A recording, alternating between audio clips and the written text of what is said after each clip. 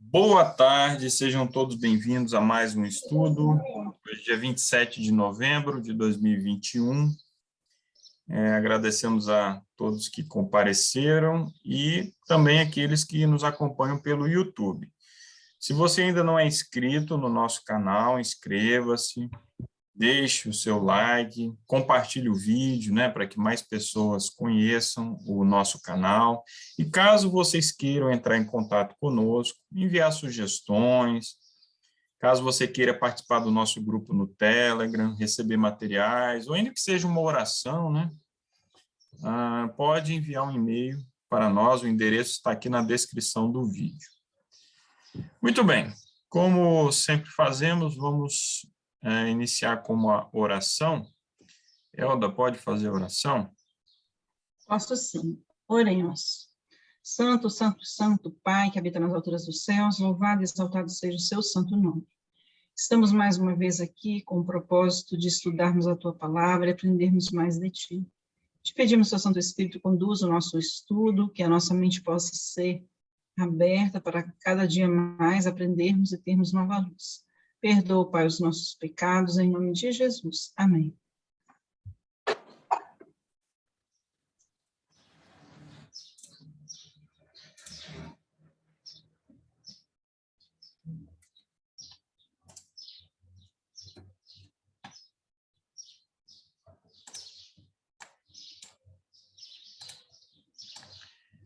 Muito bem, pessoal.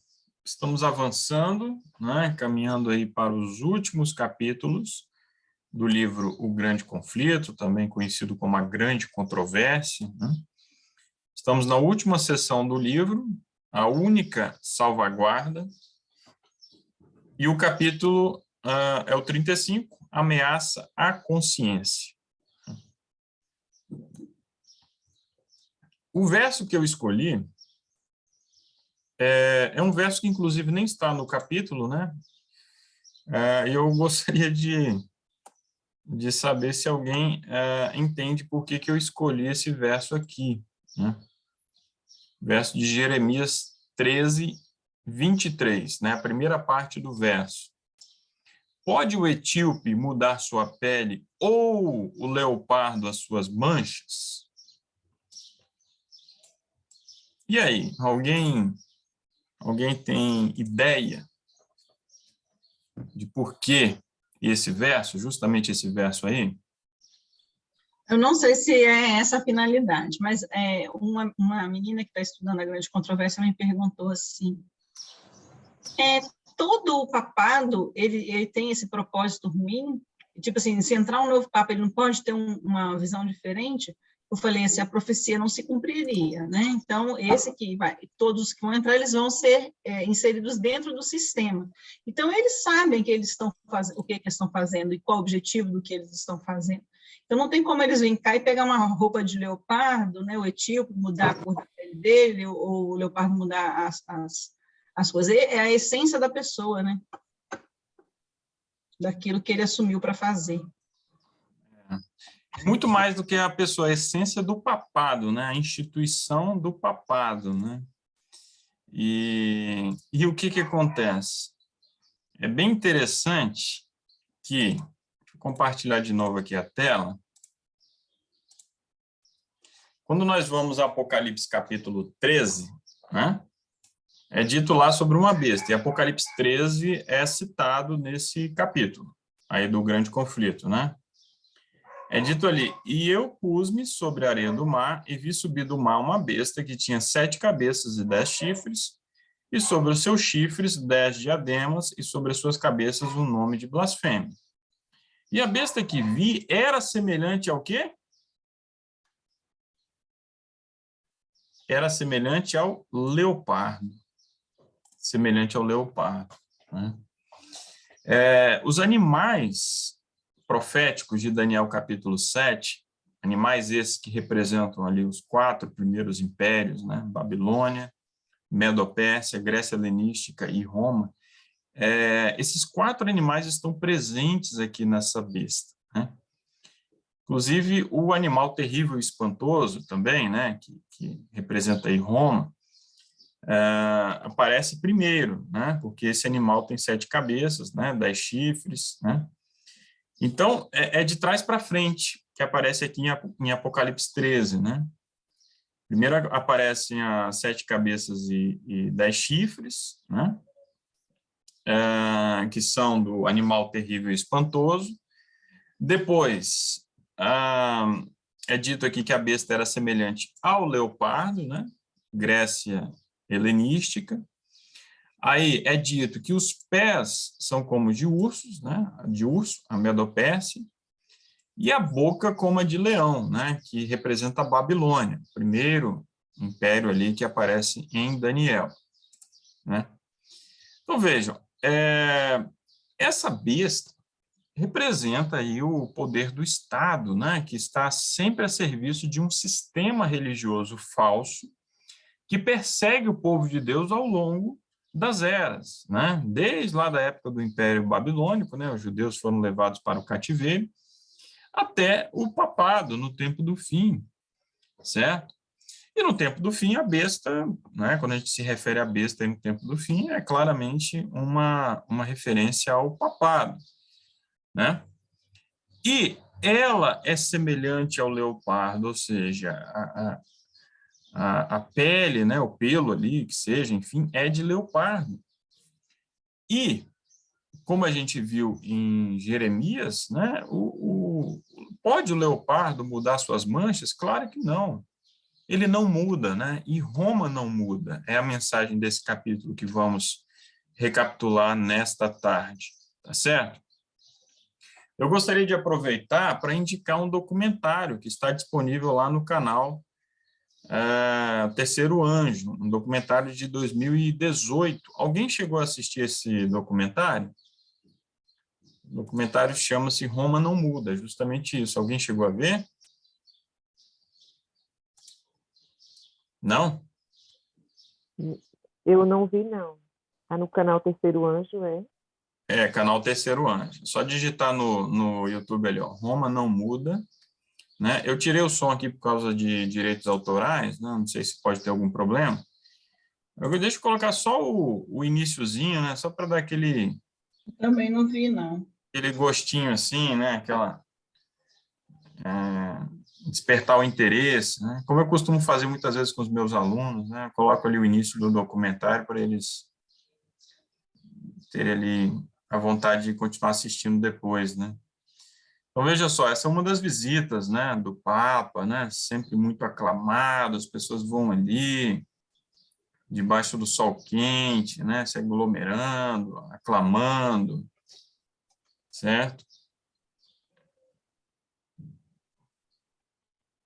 E aí, né, ele fala, né, das igrejas aí pelo mundo, né, sobretudo aí na América Latina, na América do Sul, né, particularmente, né?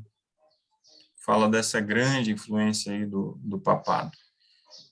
Bem, é isso, é um documentário muito bom, certo? As imagens são interessantes, né, como vocês estão vendo aí.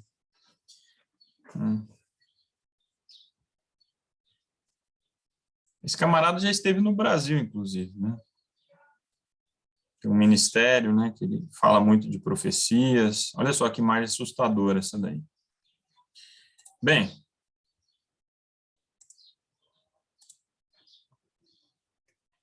pode o etíope mudar sua pele ou o leopardo as suas manchas? Né? Naturalmente que não. O romanismo é hoje olhado pelos protestantes com muito maior favor do que anos atrás. Nos países em que o catolicismo não está em ascendência e os romanistas adotam uma política conciliatória a fim de a conseguir, há crescente indiferença com relação às doutrinas que separam as igrejas reformadas da hierarquia papal. Ganha terreno a opinião de que, em última análise, não diferimos tão grandemente em pontos vitais como se supunha, e de que pequenas concessões de nossa parte nos levarão a melhor entendimento com Roma. Então, são pequenas concessões, não é uma coisinha aqui e acolá, né? Imagina se um dia de guarda, se isso é uma coisa assim fundamental, né? É importante adorar a Deus e deixar essas questões pequenas para lá, né? Esse é o raciocínio aí daqueles que promovem o ecumenismo, né? Houve tempo em que os protestantes davam alto valor à liberdade de consciência a tão elevado preço comprada. Ensinavam os filhos a aborrecer o papado e sustentavam que buscar harmonia com Roma seria deslealdade para com Deus. Mas quão diferentes são os sentimentos hoje expressos? Quão diferentes são hoje esses sentimentos, né? O que aconteceu, né, com o mundo protestante, né? Por que isso tem acontecido, né? Tem se aprofundado cada vez mais, né? A esse fascínio com o papado, né? O que tem acontecido? Inclusive, você, meu irmão, minha irmã, que é protestante de uma outra denominação, né? Que não a nossa igreja, a Igreja Adventista, está assistindo esse vídeo, faça essa pergunta para os seus líderes, né? Faça essa pergunta para si mesmo, né? O que aconteceu? Porque os reformadores, Calvino, Lutero, todos eles tinham uma posição muito clara, muito antipapado, né? Não se trata aqui, de modo algum, de nos opormos, né? Termos preconceito em relação aos nossos irmãos católicos, mas se trata aqui dos erros do papado, né? Enfim. Ellen White vai aprofundar essas questões. Visto como Roma afirma que a Igreja nunca errou, nem segundo as Escrituras, errará jamais, como poderá ela renunciar aos princípios que lhe nortearam a conduta nas eras passadas? Não é? Se arroga, né, infalível, né? Se o Papa é infalível, né? Como que ela vai renunciar aos princípios que guiaram a conduta dela no passado, na Idade Média, naquele período de 1260 anos, né? A Igreja Papal nunca abandonará a sua pretensão à infalibilidade.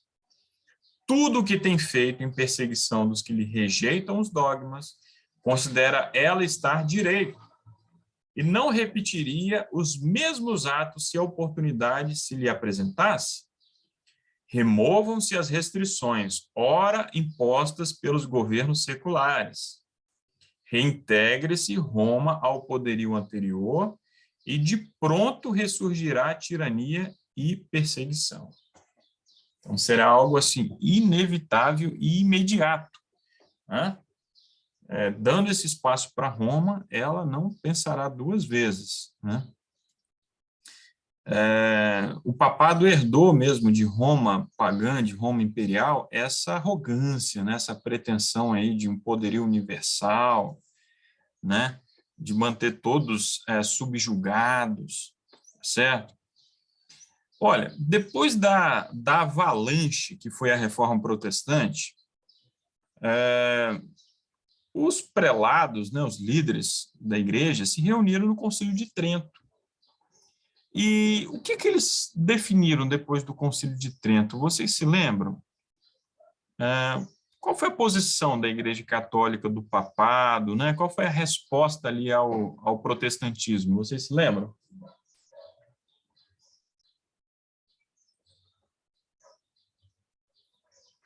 Alguém? Sim. O que aconteceu? Muitos dogmas da Igreja Católica foram questionados, foram atacados, né? E aí, quando a igreja vai responder, como que ela responde?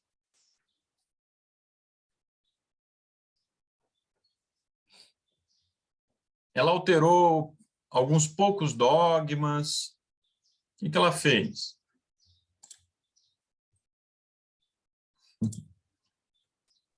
Ela tem propriedade para isso, que eles falam? Em relação aos dogmas dela, né? O que nós chamamos de crenças. Não alterou nada, eles continuam, eles talvez não estão vendendo um pedacinho do céu como era daquela vez, mas eles continuam ainda com os mesmos dogmas, as mesmas crenças, as crenças continuam as mesmas. Exatamente. Esse ponto não pode ser esquecido. Todos os dogmas foram mantidos, foram reafirmados. Então, não teve um dogma sequer que a Igreja Católica abriu mão, que ela abandonou. Aliás, é justamente por isso que são dogmas, né? Temos uma questão aí conceitual. Um dogma, ele é inamovível, né? É diferente, por exemplo, das nossas crenças fundamentais. Nós não temos dogmas, nós temos crenças fundamentais que podem passar por alguma alteração, né? Nós temos um conjunto de crenças fundamentais, já foram 27, né? De uns anos para cá, passaram a ser 28, né? Sempre que a igreja, movida ali pelo Espírito Santo, sentia necessidade, após estudo, enfim, oração, pode promover alguma alteração, até porque a verdade é progressiva, né? É como a luz da aurora, não é? Agora, a Igreja Romana alega que nunca errou, nunca abandonou sua pretensão de infalibilidade e, por mais que tenha sido questionada na época da Reforma Protestante, vem a Contra-Reforma e ela não altera nada, não abre mão de nada. Bem, o tom pacífico usado por Roma nos Estados Unidos não implica mudança de coração. É tolerante onde é impotente. Não se esqueçam dessa frase, né? Algumas frases assim que sintetizam grandes verdades, né? Roma é tolerante onde ela é impotente. Então, o que acontece? Depois lá dos 1260 dias, né, teve aquela onda que foi a Revolução Francesa, né, as duas testemunhas ali vestidas de saco, e aí vem ali, né, a Revolução Francesa, enfim, Apocalipse 11, tem todo aquele questionamento, aí se difunde pelo mundo o princípio do Estado laico, a república, né? Há uma secularização crescente da sociedade, então o papado passa a estar na defensiva. Então é apenas por isso que ele é tolerante. Nos Estados Unidos, nos países democráticos, de modo geral, ele é tolerante porque ele é impotente, né? Diz o bispo Ocorno, a liberdade religiosa é meramente suportada, então Roma suporta, ela tem que aguentar, não é algo que ela exalta, que ela vê como desejável, não, ela suporta, até que o contrário possa ser levado a efeito sem perigo para o mundo católico. É certo que há verdadeiros cristãos na comunhão católico-romana, né? Esse ponto nós sempre iremos ressaltar, né? Amamos os nossos irmãos católicos, né? Muitos deles têm um testemunho, de acordo com a luz que eles receberam, muito melhor do que de muitos adventistas, protestantes, né? Nós não somos católicos pelo catolicismo, não é pelos católicos. Da mesma forma, nós somos adventistas não pelos adventistas, e sim pelo adventismo, certo? Milhares na dita igreja estão servindo a Deus segundo a melhor luz que possuem. Nunca viram contraste entre o verdadeiro culto prestado de coração e um conjunto de meras formas e cerimônias. Deus olha para essas almas com compadecida ternura, educadas como são, em uma fé que é ilusória e não satisfaz. Fará com que raios de luz penetrem as densas trevas que a cercam. Revelar-lhes a verdade como é em Jesus, e muitos ainda se unirão ao seu povo, né?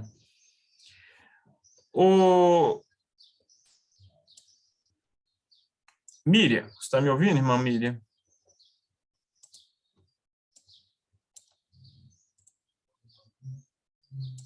Não está ouvindo. O Anieda, está me ouvindo, né? Estou sim, estou ouvindo. Ana, você sabia, a irmã sabia que essa última parte aqui é uma profecia das várias profecias ali de Ellen White, né, que se cumpriram e que nos ajudam a ter mais convicção de que ela é uma mensageira do Senhor?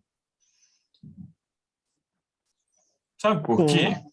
Sabe por quê? porque nos tempos lá de Ellen White, isso daqui não era um fenômeno ainda, entende? Muitos Sim. católicos se unindo ao seu povo. Quando ela fala que o seu povo, ela está se referindo ao povo remanescente, certo? Ela está se referindo à igreja que Deus levantou nos últimos dias, a igreja adventista do sétimo dia. E lá nos tempos de Ellen White, lá no século XIX, isso aqui ainda não havia se cumprido e parecia bem improvável, né? Aqueles que se uniam ao povo adventista geralmente eram protestantes, eram crentes de outras denominações ali protestantes, alguns que não tinham religião nenhuma e tal, mas o fenômeno assim de católicos, né, aderindo à mensagem era ainda relativamente raro. Mas quando a gente analisa a igreja hoje, nas últimas décadas, isso se cumpriu. Isso é um motivo para nós agradecermos a Deus, né, para louvarmos a Deus pelo cumprimento dessa profecia. Eu lembro que uma vez nós estávamos no concílio lá da igreja e o pastor, falando da importância de nós evangelizarmos os católicos, ele falou o seguinte: olha, levante a mão, quantos aqui, né, adventistas aqui são ex-católicos, né, ou os pais eram católicos e tal.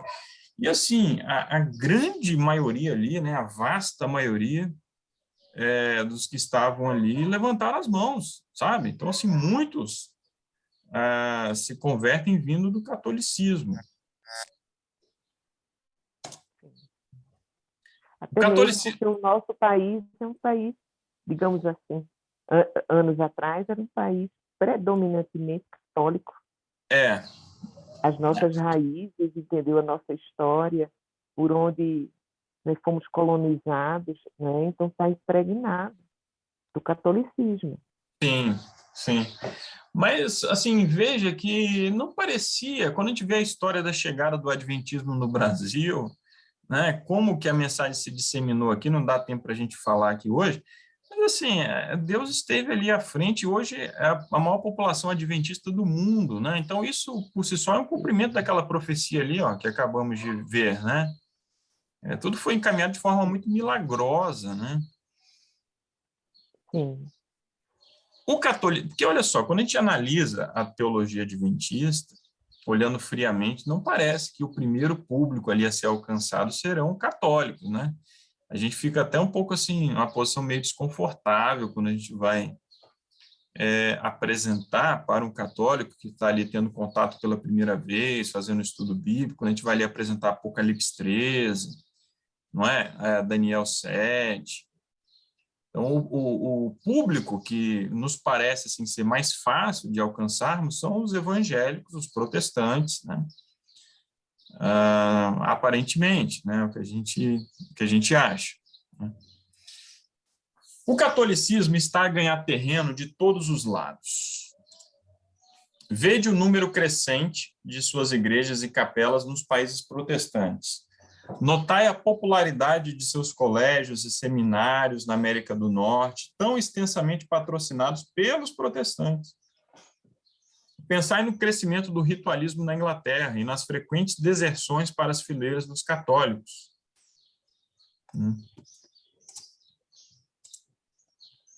Os homens cerram os olhos ao verdadeiro caráter do romanismo e aos perigos que se devem recear com a sua supremacia.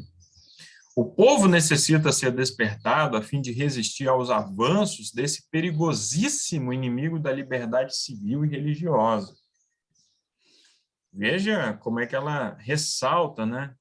Um perigosíssimo inimigo da liberdade civil e religiosa. Todos deveriam estar atentos, né? Todos os protestantes, né? Deveriam estar atentos à influência do papado ali sobre os legisladores, sobre os governantes, sobre a sociedade, né? Porque é intrinsecamente um inimigo da liberdade civil e da liberdade religiosa. O culto da Igreja Romana é um cerimonial assaz impressionante. O brilho de sua ostentação e a solenidade dos ritos fascinam os sentidos do povo, fazendo silenciar a voz da razão e da consciência. Os olhos ficam encantados.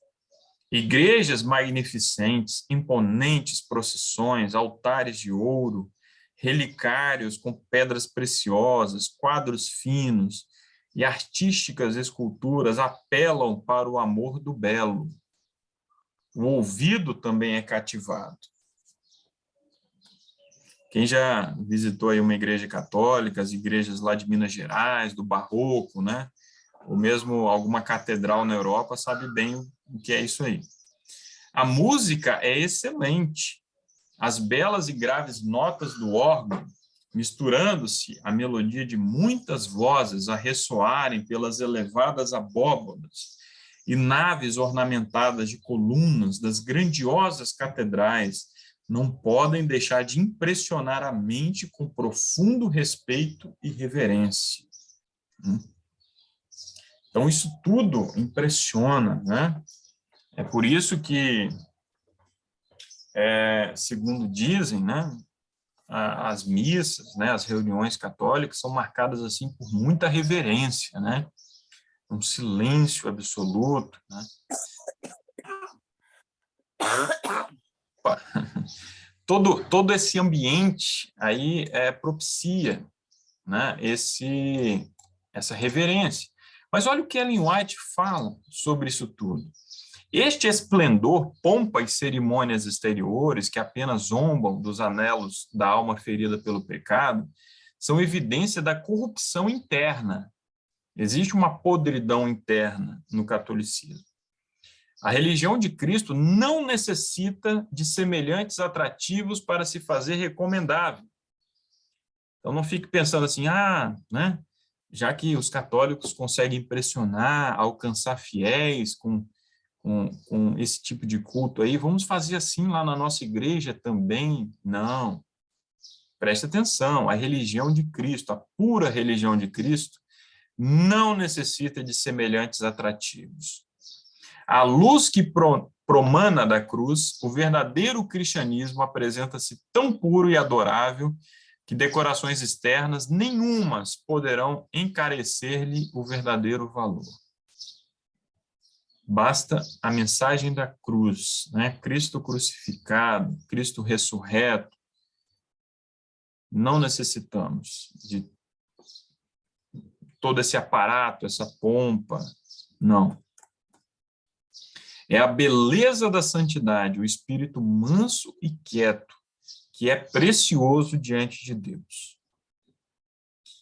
Que você, meu irmão, minha irmã, que você se pergunte se o culto na sua igreja tem sido marcado pela beleza da santidade, pelo espírito manso e quieto. Se você não nota a beleza da santidade na sua igreja, se não nota lá um espírito manso e quieto, né? Se a música é barulhenta, há alguma coisa errada lá. Se você não deseja, se você não anela por essa santidade, por esse espírito manso e quieto, há algo de errado com a sua vida espiritual. A pretensão da igreja ao direito de perdoar leva o romanista a sentir-se com liberdade de pecar. Só ir lá se confessar para o padre, enfim. E a ordenança da confissão, sem a qual o perdão não é conferido, tende igualmente a dar livre curso ao mal. O que se ajoelha diante de um mortal e revela em confissão os pensamentos e imaginações secretos do coração, está aviltando a sua varonilidade, degradando todo o nobre instinto da alma. A pessoa está se rebaixando, se degradando, indo ali confessar pecados ali para um homem, um pecador também, alguém que também carece da graça de Cristo. Seu conceito acerca de Deus é degradado à semelhança da humanidade decaída, pois o padre se acha como representante de Deus.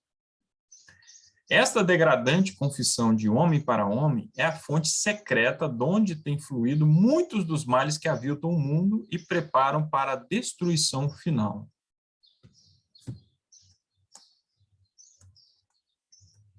Existia notável semelhança entre a Igreja de Roma e a Igreja judaica. Veja que aqui ela faz uma semelhança, uma comparação entre o romanismo e o judaísmo lá do tempo de Cristo.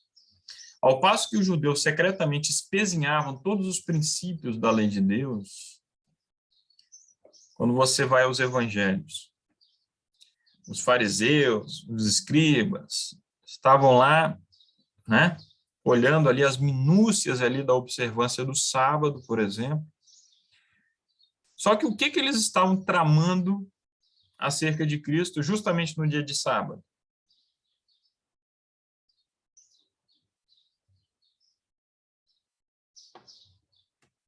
Eles estavam tramando o quê, meus irmãos? Cristo lá pregando, fazendo milagres, expulsando demônios, curando, e eles estavam lá prontos ali para o quê? Para pegar Jesus em deslizes, né? E matar. E matar. Eles estavam ali planejando, eles estavam ali com um desejo assassino no coração deles, alimentando e procurando ali provas, né, para incriminarem a Jesus. Ou seja, eles guardavam os mandamentos? É óbvio que não. Eles guardavam as formas exteriores, compreende? Eles estavam... esse povo me louva, mas o seu coração está longe de mim, certo? Eles não seguiam os princípios da lei de Deus. O princípio é o amor, não é? O amor a Deus, o amor ao próximo. Estavam longe disso aí, tá certo? E sobrecarregavam, então, a lei com exorbitâncias e tradições que tornavam difícil e penosa a obediência.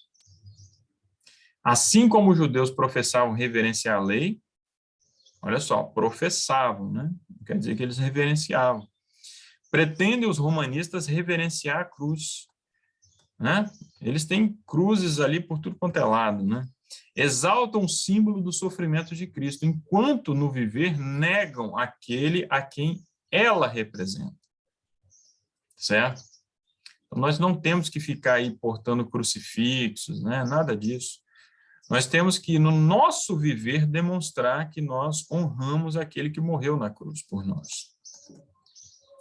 O culto das imagens e relíquias, a invocação dos santos e a exaltação do Papa são ardis de Satanás para desviar de Deus e de seu Filho a mente do povo. Isso é para desviar a mente das pessoas, certo?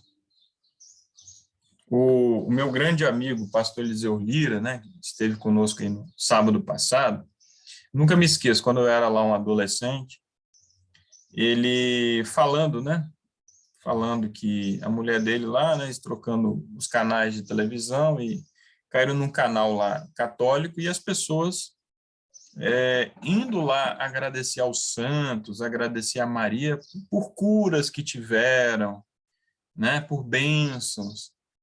E aí ela falou o seguinte, olha, veja que coisa, olha como é que Deus é amável, né? Mesmo sabendo que essas pessoas irão dar os créditos aí para santos, para imagens de esculturas, isso, aquilo, outro, mesmo assim ele ama tanto que ele cura, né? Que ele concede bênçãos, livramentos, né? Mas veja os ardis de Satanás, levar as pessoas a venerarem Maria, os santos, venerarem ali objetos, né? E estarem longe ali de Deus e de seu Filho, né? A Igreja Católica Romana, unindo as formas do paganismo com as do cristianismo e a semelhança do primeiro, ou seja, do paganismo, representando falsamente o caráter de Deus, tem recorrido a práticas não menos cruéis e revoltantes.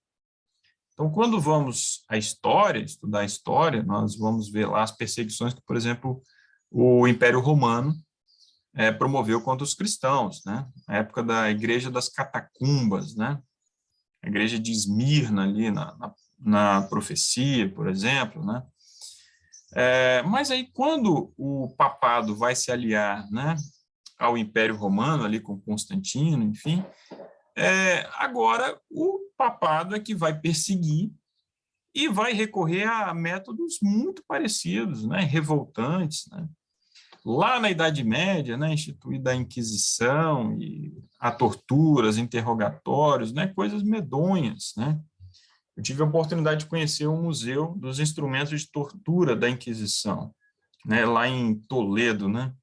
um dos instrumentos, um dos vários, né, instrumentos de tortura, a dama de ferro, né, eu não me esqueci, uma espécie de um caixão de ferro, né, abria-se assim, em pé, ele ficava sempre em pé, né, a pessoa, né, amarrada ali era colocada ali dentro, fechava-se, só que ele cheio de pontas, assim, cheio de pregos, né, a pessoa tinha que ficar imóvel ali durante muitas horas para não se rasgar ali naqueles pregos, né, naquelas pontas.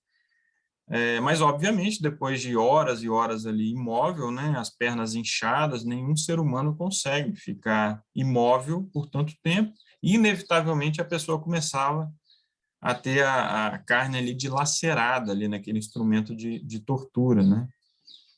Então, olha que coisa sádica, né? Que coisa terrível. Se quisermos compreender a decidida crueldade de Satanás, manifestada no transcurso dos séculos.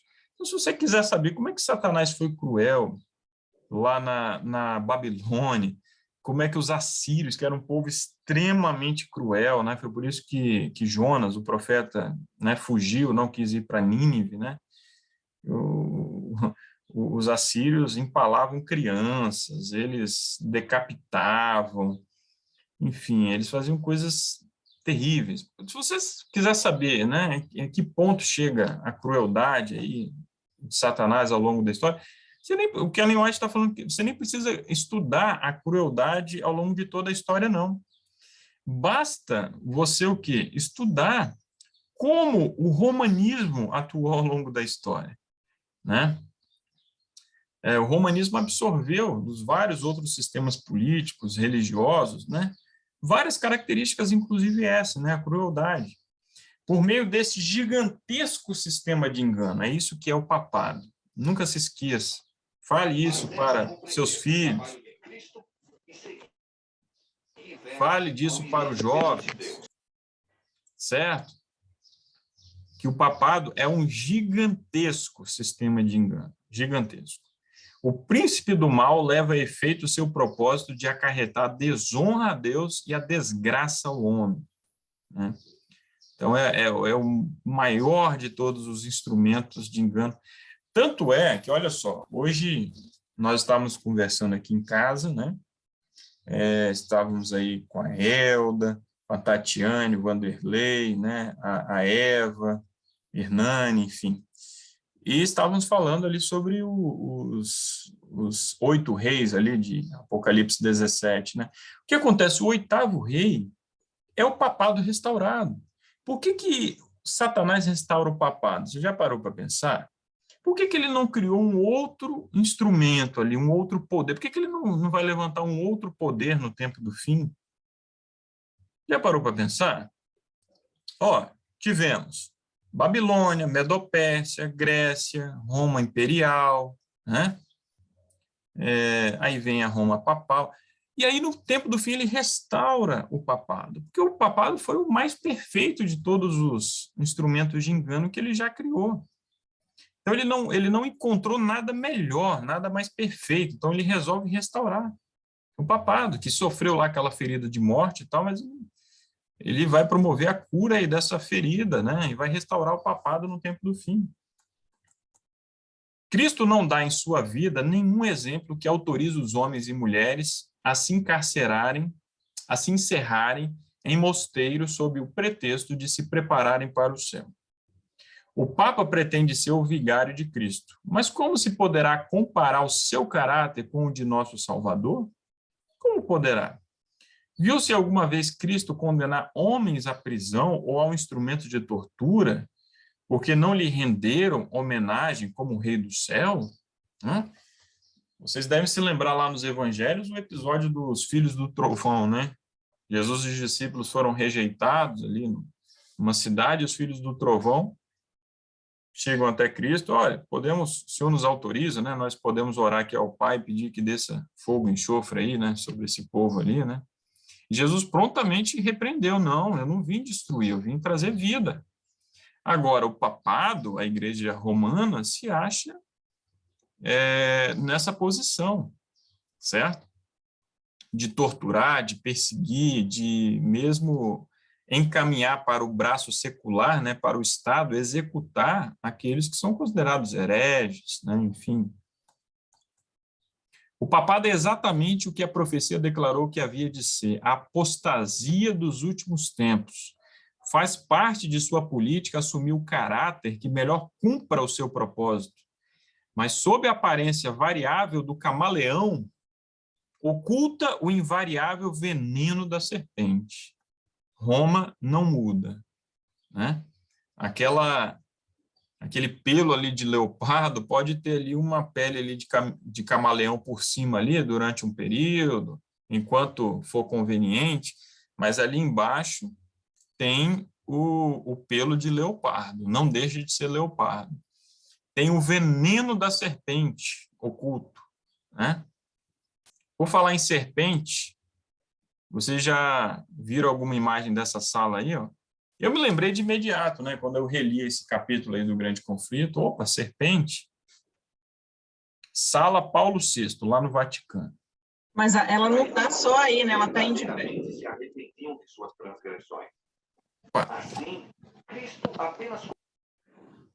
Ela não está só aí, né? Ela está em diversos locais, né? Se você pegar o símbolo da ONU, ela está no símbolo da ONU. Se você pegar da OMS, ela está, da medicina, ela está, da farmácia, ela está. Então, a serpente ela está em diversos lugares. Estava lá na seita satanista do Roger Morneau, né? Ele fala no livro Viagem ao Sobrenatural, né? Neustan, aquela serpente de bronze. O irmão Carlos Renato. Opa, obrigado. Então, mas veja que coisa, né? Porque essas organizações lá no satanismo, essas organizações aí internacionais, a gente já não espera nada, né? Agora, assim, uma instituição cristã, qual o sentido de algum modo, promover a imagem da serpente, não é? Eu já vi católicos abominando a arquitetura dessa sala aí, né? Tem um canal no YouTube do Alexandre Costa, né, que analisa questões ligadas à nova ordem mundial, enfim. E ele é bem católico, mas ele abomina isso aí, né? E mais, olha só, aqui nós temos o teto, né, e tal, aqui esses vitrais, é uma sala de audiências, né? E aqui ao fundo, tá? É onde fica o Papa, e atrás do Papa, vocês sabem o que existe aqui? É uma escultura. Chama-se A Ressurreição, mas olha só, a escultura é essa daí.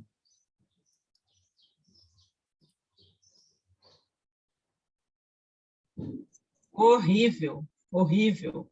Horrível, isso aqui é uma coisa demoníaca, né, irmãos?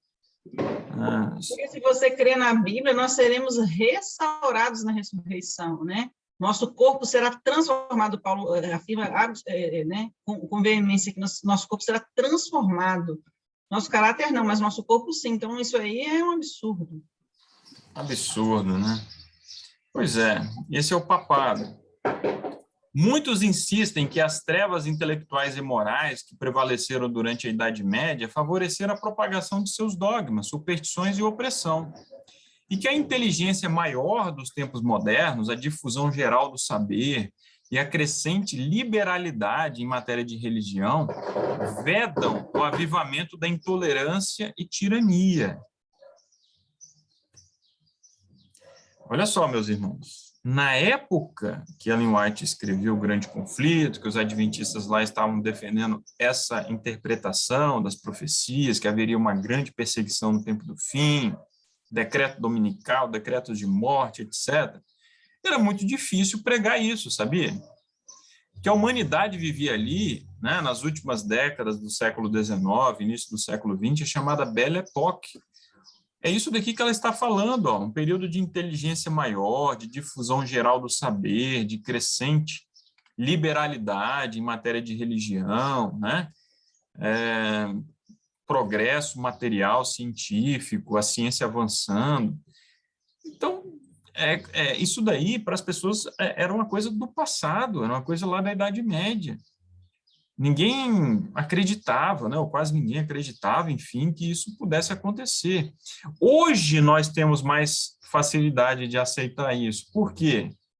Qualquer pessoa que estudou história ali na escola, né, que viu o que foi o nazismo, a Alemanha era a nação que mais avançada intelectualmente falando, a cultura extremamente avançada, né?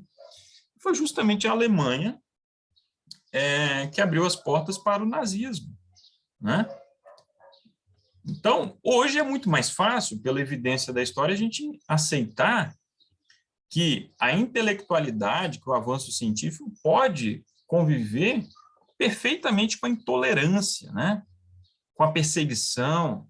Isso pode acontecer, como aconteceu na Alemanha nazista. Algumas décadas atrás, existem pessoas que foram vítimas da perseguição lá que estão vivas ainda hoje, né? O próprio pensamento de que tal estado de coisas vem a existir nesta era esclarecida é ridicularizado. Veja, na época de Ellen White era ridicularizado. O adventista ia lá pregar essa mensagem, as pessoas iam zombar, né? Onde já se viu, né? Pessoas serem perseguidas por causa de sua religião. Isso é coisa lá da Idade Média, rapaz. Você está no mundo da lua, né? É verdade que grande luz intelectual, moral e religiosa resplandece sobre esta geração. Das páginas abertas da Santa Palavra de Deus tem se derramado luz do céu sobre o mundo. Mas cumpre lembrar que quanto maior a luz concedida, maiores as trevas dos que a pervertem ou rejeitam. E aí eu te pergunto, hoje, qual é a nação que tem maior luz, né? Tanto aí no que diz respeito à parte espiritual, quanto conhecimento científico? Qual é a nação que está na dianteira do mundo?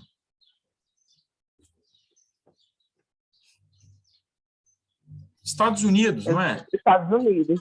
Teoricamente, eles são um país protestante, né? Então, eles deveriam ter, né? A nação mais privilegiada, né, de todos.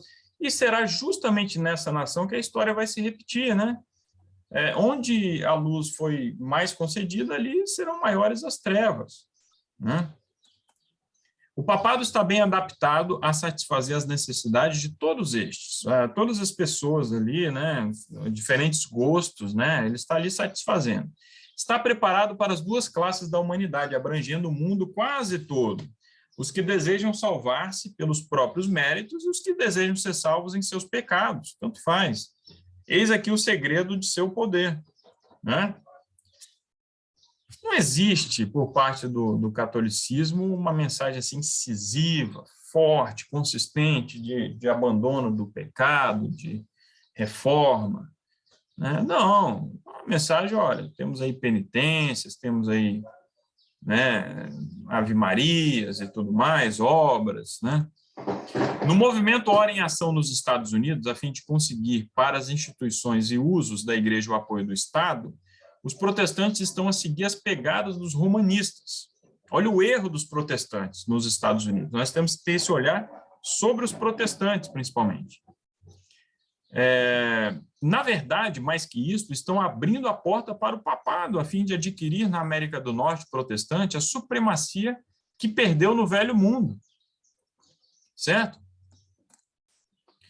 E o que dá maior significação a esse movimento é o fato de que o principal objeto visado é a obrigatoriedade da observância do domingo, prática que se originou com Roma e que ela alega como sinal de sua autoridade.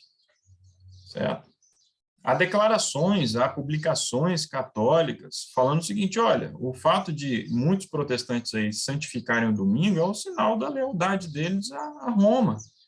Os protestantes dizem que se baseiam no sola escritura, mas você vai ler ali na Bíblia, a Bíblia apenas, você não tem respaldo para a santificação do domingo.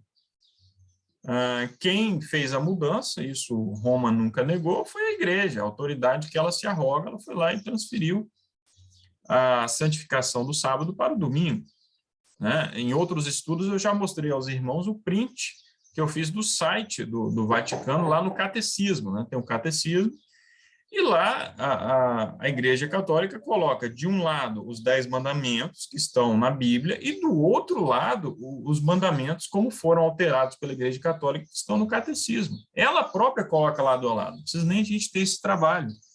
Se você for fazer um estudo para explicar às pessoas sobre isso, não precisa você ter o trabalho, não, tá? De fazer a tabela para comparar ali os 10 mandamentos da Bíblia e os mandamentos do Catecismo. Não precisa ter esse trabalho, não. Só ir lá no site do Vaticano e faz o print, que está prontinho lá. Ou seja, não é algo que a Igreja Católica esconde, que ela oculta, não, ela declara abertamente que ela alterou a lei de Deus. Ela é o poder de Daniel capítulo 7, a ponta pequena, né?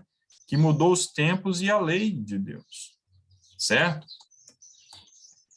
Bem, ela é nada, Oi. Não é nada escondido, né?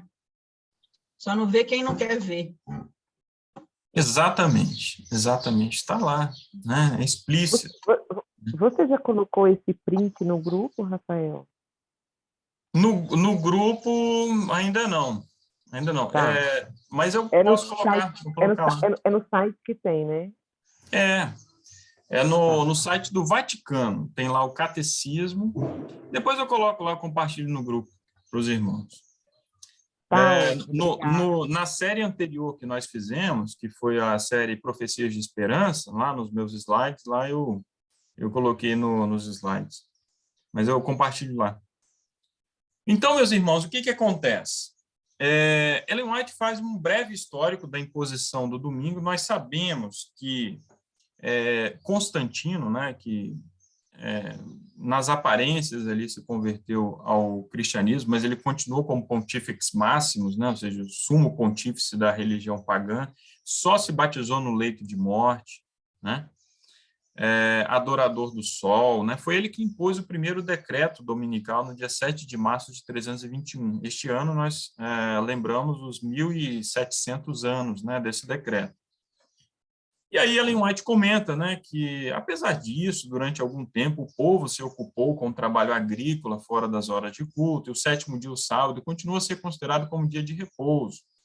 Lenta e seguramente, porém, foi se efetuando a mudança.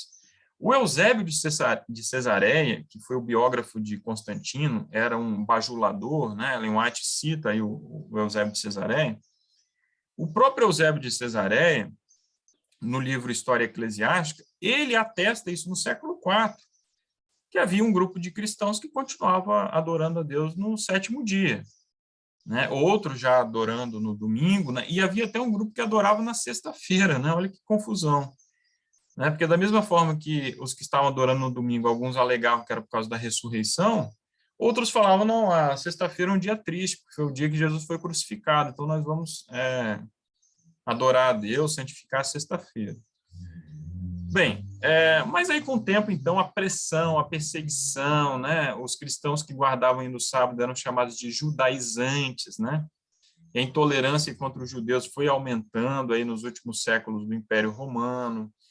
Então, aos poucos, a guarda do sábado foi praticamente desaparecendo, né, do mundo cristão. E como que isso se deu? Além dos decretos dos concílios, né, a Igreja Romana, né, rogava às autoridades seculares que promulgasse um edito que inspirasse terror ao povo e o obrigasse a abster-se do trabalho no domingo. A ausência de autoridade escriturística para a guarda do domingo ainda ocasionava não pequenas dificuldades. O povo punha em dúvida o direito de seus instrutores de deixarem de lado a positiva declaração de Jeová: o sétimo dia é o sábado do Senhor teu Deus, para honrar o dia do sol. Algumas pessoas do povo ali questionavam: vem cá, a Bíblia está dizendo isso, guardar o dia de sábado, né? Por que eu vou adorar o dia do sol? A fim de suprir, em latim é dies solis, né? Veja que o nosso idioma é derivado do latim, já dá para supor, né, o significado. Dies solis, né? O inglês Sunday, né? O dia do sol, domingo é o dia do sol. A fim de suprir a falta de testemunho bíblico, foram necessários outros expedientes. A fraude, né? A Igreja Romana utilizou a rodo em fraudes, falsificações para promover o poderio e prosperidade da Igreja têm sido em todos os séculos consideradas lícitas pela hierarquia papal. Estes relatos do passado revelam claramente a inimizade de Roma para com o sábado legítimo e seus defensores, e os meios que emprega para honrar a instituição por ela criada.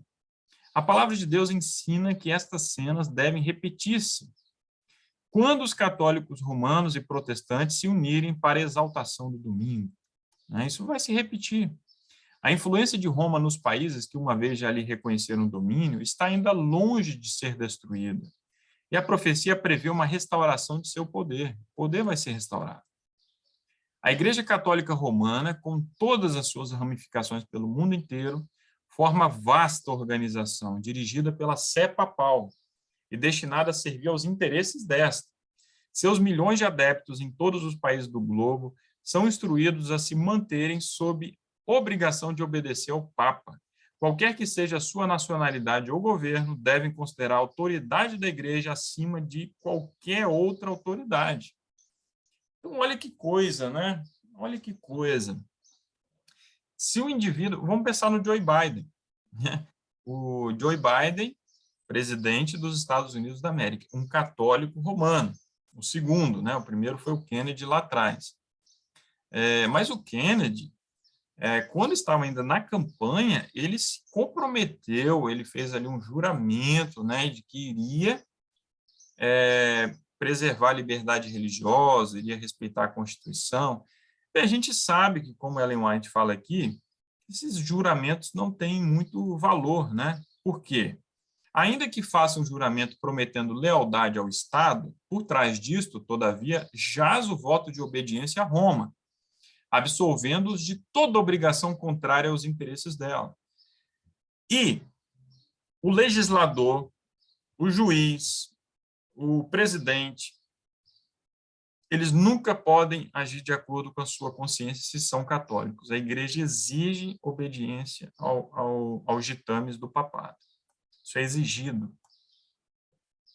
E convém lembrar, Roma jacta-se de que nunca muda. Os princípios de Gregório VII, Inocêncio III, ainda são os princípios da Igreja Católica Romana. E tivesse ela tão somente o poder, pô-los-ia em prática com tanto vigor agora como nos séculos passados. Poucos sabem os protestantes do que estão fazendo ao se proporem aceitar o auxílio de Roma na obra de exaltação do domingo. Enquanto se aplicam à realização de seu propósito, Roma está visando a restabelecer o seu poder, para recuperar a supremacia perdida. Estabeleça-se nos Estados Unidos o princípio de que a Igreja possa empregar ou dirigir o poder do Estado, de que as observâncias religiosas possam ser impostas pelas leis seculares, em suma, que a autoridade da Igreja e do Estado devem dominar a consciência e Roma terá assegurado o triunfo nesse país. Então, é isso que Ellen White deixa ali como mensagem nesse capítulo, né? Que Deus tenha misericórdia de nós, né? Nós cremos que isso tudo se aproxima e que nós veremos isso ainda em nossa geração, né? Essa perseguição como nos tempos justamente da Idade Média, né? Da supremacia papal. Muito bem, meus irmãos, falei bastante. Alguém tem algum comentário? Eu fiz questão aí de me alongar um pouquinho mais. Por quê? Porque é um assunto extremamente importante e que, mesmo em nossa igreja, não tem sido assim tão enfatizado, né? As pregações não têm abordado muito essa questão. Então, mesmo em nossa igreja, tem pessoas que são simpáticas ao papado, né? É verdade que na Europa esse problema é mais grave, né? Ali nos Estados Unidos, mas mesmo em nosso país, né?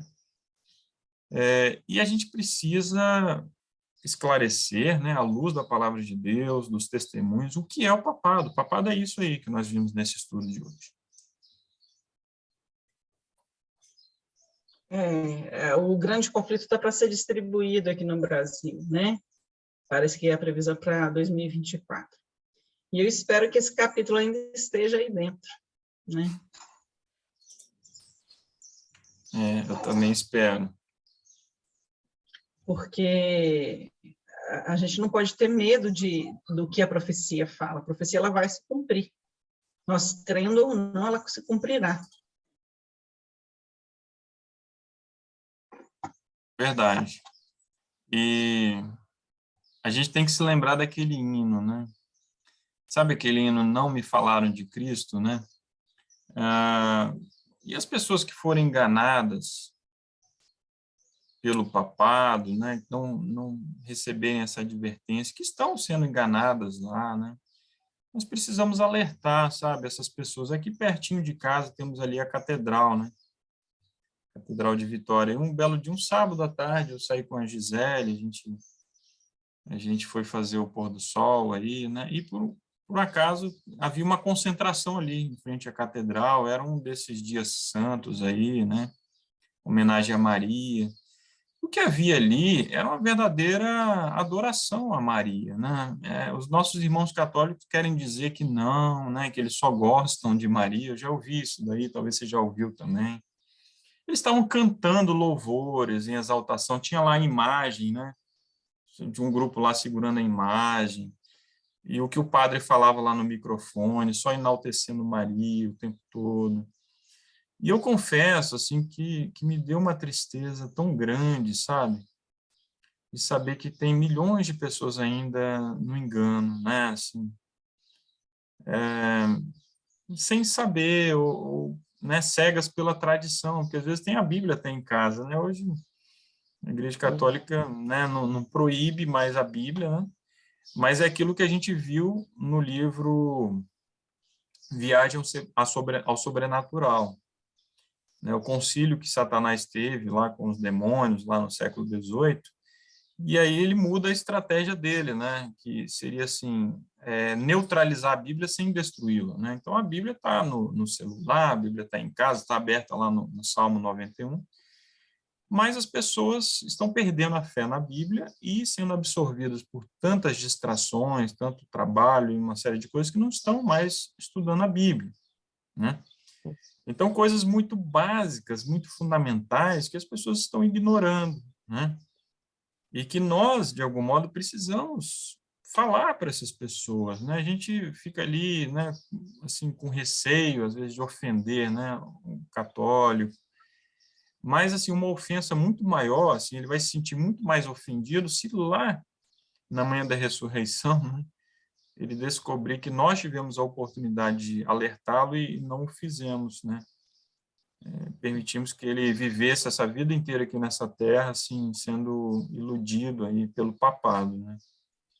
Engraçado, né? Às vezes a gente fica com receio de falar com católico. E tem uma moça que eu dei um grande conflito para ela, uma grande controvérsia que eu dei a ela. E ela começou a ler, e ela é católica, a família dela é católica, ela veio conversar comigo, e ela falou assim, olha, você sabe que eu nunca concordei nessa adoração de santos, eu acho isso muito errado, porque a gente só pode adorar Jesus. Eu falei assim, é. Aí, quer dizer, ela está lá, ela vive lá, mas ela tem essa consciência. Aí ela foi me perguntando quais outros ensinos, aí eu fui falando do batismo, da imortalidade da alma, do purgatório, do pagar as penitências, do confessar pecados ao Padre e não a Deus. Então, aí ela foi, assim, se admirando, né, que essas outras coisas ela achava que era natural, né, só achava que o santo estava errado, o resto não. E aí ela foi entendendo. E aí depois ela veio me perguntar da Páscoa, do Carnaval, de tudo isso. Eu acho muito interessante, porque eles querem aprender. E basta a gente ter coragem de falar o que a gente sabe, não é? Eu me lembrei de lá do nosso grupo, que Dorália, ela vai na Igreja Católica e deixa lá os livrinhos de Aziz. Já deixou a grande controvérsia, já deixou Felicidade Plena, que é Caminho a Cristo, e ela vai lá e deixa. Né? Eu estou com muita vontade de fazer isso, porque é uma forma, né? Ela disse que no dia seguinte não tem mais nenhum livrinho.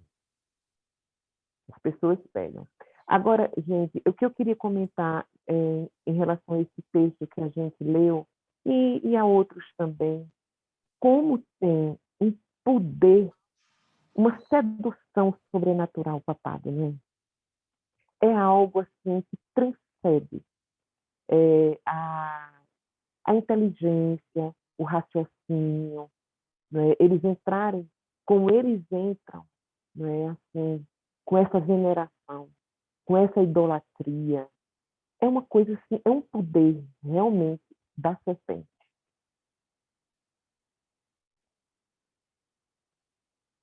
Isso sempre me impressionou. Né? Como atrai multidões e multidões. Né? Como o povo realmente perece, né? Quando não conhece as Escrituras. Eu fui católica e eu sei muito bem disso. A gente não lia. Eu não lia a Bíblia. Não lia. Simplesmente.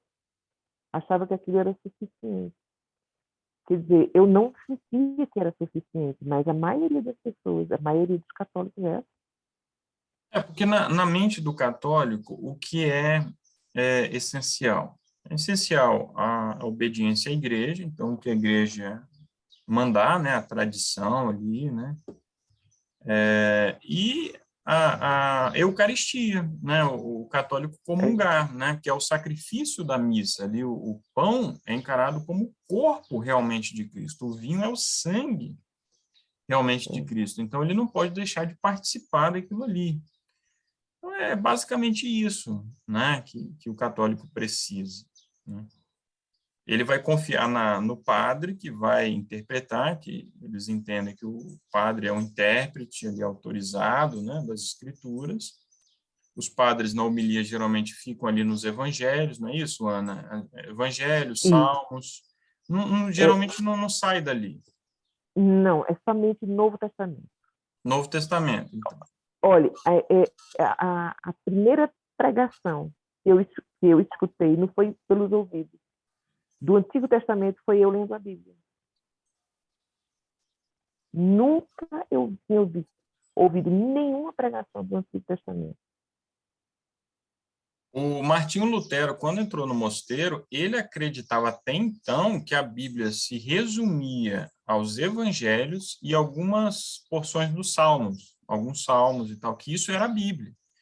Ele chega lá no mosteiro, ele tem acesso à Bíblia, ele fica maravilhado com a quantidade de textos, de informações de livros, né, que ele nunca tinha visto, não tinha o menor contato, né?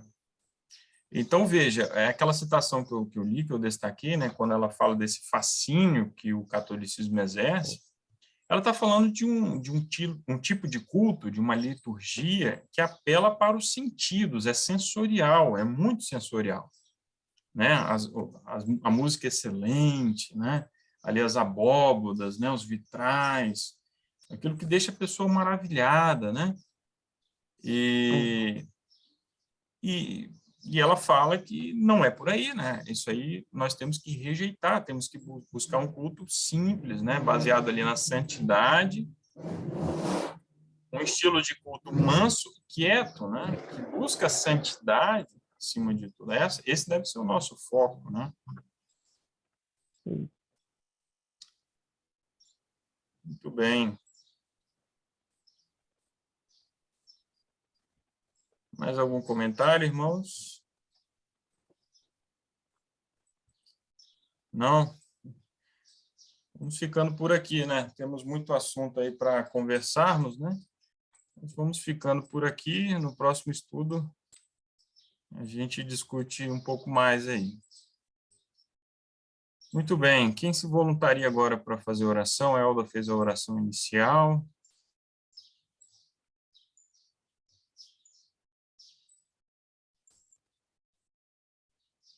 Ou se não, vamos voluntariar alguém. Eu posso orar.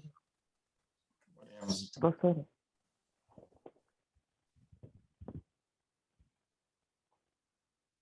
Senhor, meu Deus e Pai, muito obrigada pela luz que o Senhor deu a Ellen White. Muito obrigada, Senhor. E queremos, Senhor, desejamos que essa luz também seja derramada em nós. Sabemos que iremos enfrentar aflições e angústias a qual nunca houve. Então, pedimos que Teu Espírito Santo nos capacite, nos ensine. Pedimos que o Espírito Santo gere em nós a fé de Jesus. A fé de Jesus. Senhor, que Teus anjos acampem ao redor das nossas casas, que Teu Espírito Santo também conduza a nossa família, porque queremos, Senhor, desejamos de todo o coração, Senhor, desejamos muito entrar na Canaã Celestial junto com os nossos familiares, junto com nossos maridos, esposas, filhos, irmãos. É isso que nós clamamos, Senhor. Que o Teu Espírito Santo trabalhe no coração de cada um. Tudo aqui pedindo, Senhor, clamando em nome de Jesus. Amém. Amém, Senhor. Amém.